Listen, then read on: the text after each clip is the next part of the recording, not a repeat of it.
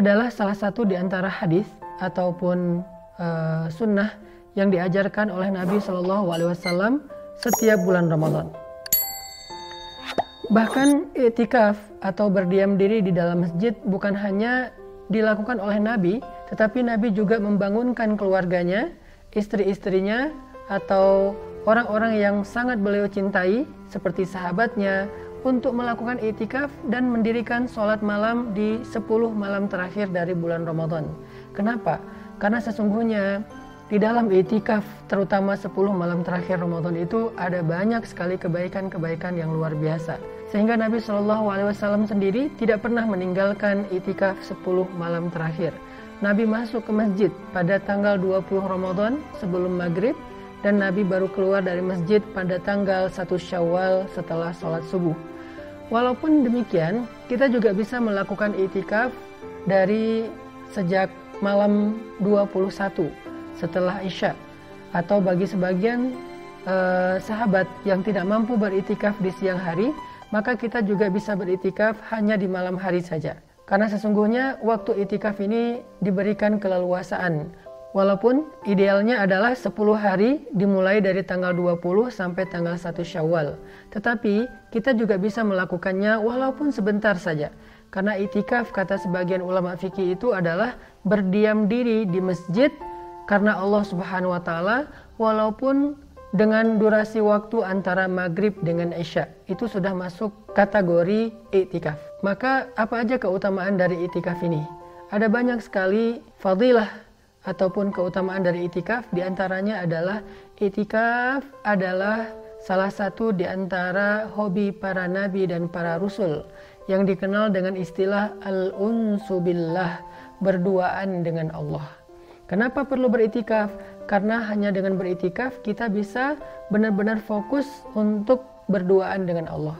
Berdoa, berzikir, sholat, membaca Al-Quran, dan melakukan ibadah-ibadah mahdhah, sehingga kita bisa merasakan kedekatan yang lebih dengan Allah Subhanahu wa Ta'ala. Apalagi di 10 malam terakhir bulan Ramadan di masjid, waktu sepertiga malam, maka itu adalah al-unsu billah, berduaan dengan Allah yang luar biasa. Kita membaca cerita tentang Nabi Zakaria yang beliau beritikaf di mihrabnya, sehingga di sanalah Allah Subhanahu wa Ta'ala memberikan beliau keajaiban untuk memiliki seorang putra yang bernama Yahya. Kita juga membaca kisah itikafnya Sayyidah Maryam yang beritikaf di mihrabnya di Al-Aqsa di Palestina, sehingga Allah Subhanahu wa Ta'ala memberikan keajaiban kepada Maryam untuk mengandung seorang bayi tetapi tidak punya suami, dan bayi itu adalah Rasulnya Allah, yaitu Nabi Isa alaihissalam.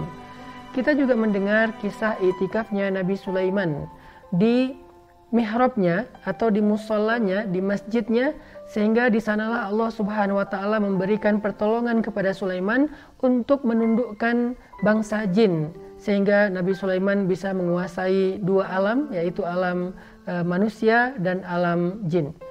Kita juga mendengar cerita itikafnya Nabi Daud alaihissalam. Kita mendengar itikafnya Nabi Idris alaihissalam dan para anbiya. Mereka semuanya memiliki hobi yang sama, yaitu ya'takifun. Mereka senang beritikaf. Kenapa mereka senang beritikaf? Karena tadi itikaf itu adalah waktu yang sangat istimewa, yang sangat romantis antara seorang hamba dengan Tuhannya. Dan Nabi Shallallahu Alaihi Wasallam juga tidak pernah meninggalkan ini di bulan Ramadan.